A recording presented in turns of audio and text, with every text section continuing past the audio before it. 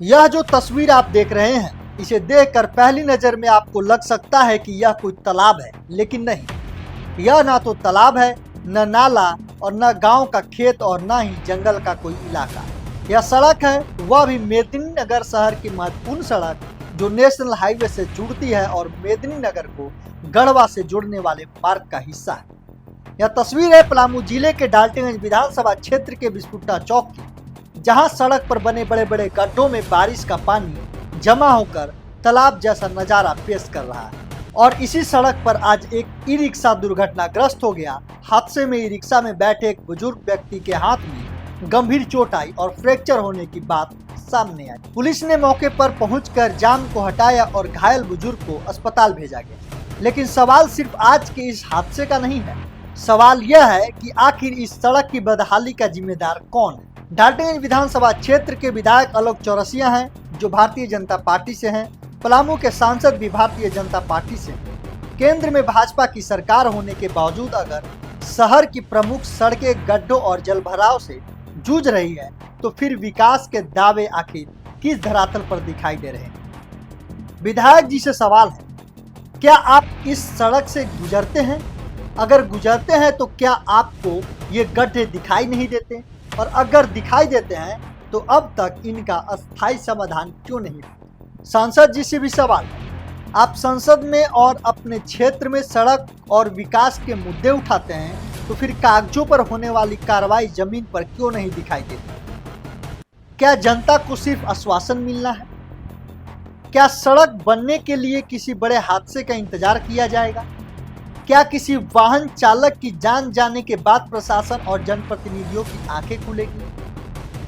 कुछ दिन पहले बैरिया चौक पर सड़क की बदहाली को लेकर भाजपा समर्थित युवा मोर्चा के कार्यकर्ताओं द्वारा भी विरोध जताया गया था।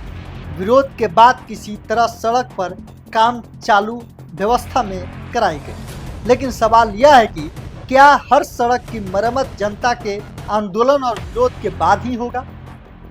बिस्पुट्टा चौक हो या बैरिया चौक हो, रेड़मा चौक हो या मेदिनीनगर का प्रमुख छमुआन चौक, कई जगहों पर सड़क की हालात लोगों के लिए परेशानी और खतरे का कारण बनी हुई। हालात ऐसे हैं कि वाहन चालकों को कई जगह यह समझना मुश्किल हो जाता है कि सड़क कहां खत्म हो रही है और गड्ढा कहां से शुरू हो रहा है। बारिश होते ही सड़क पर पानी जमा होता है और गड्ढे दिखाई नहीं देते।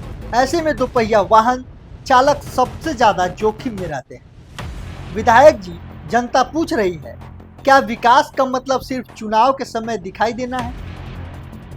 सांसद जी, जनता पूछ रही है, अगर विकास के लिए आवाज उठाई गई तो उसका असर जमीन पर क्यों नहीं दिख रहा है?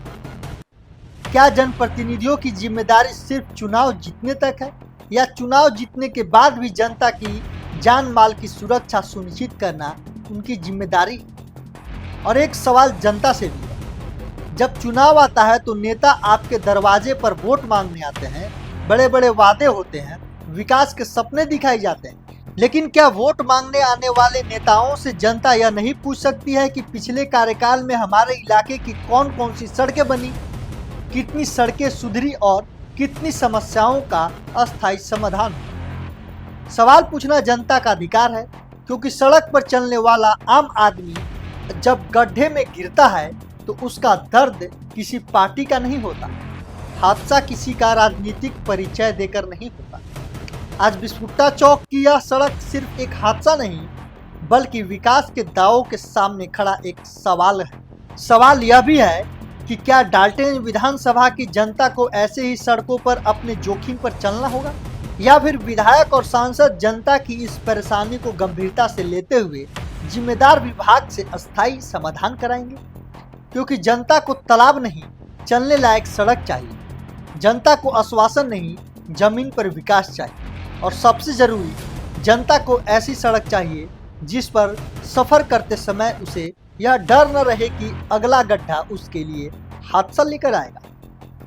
अब देखना होगा कि इस रिपोर्ट के बाद जनप्रतिनिधियों और जिम्मेदार विभाग की नींद खुलती है, या फिर अगला हादसा होने तक यही गड्ढे जनता की विकास बने रहे। तमाम ऐसे कई रिपोर्ट को देखने के लिए देखते रहिए क्राइम फ्री इंडिया न्यूज। मैं था प्रिंस शुक्ला। जय हिंद, जय भारत।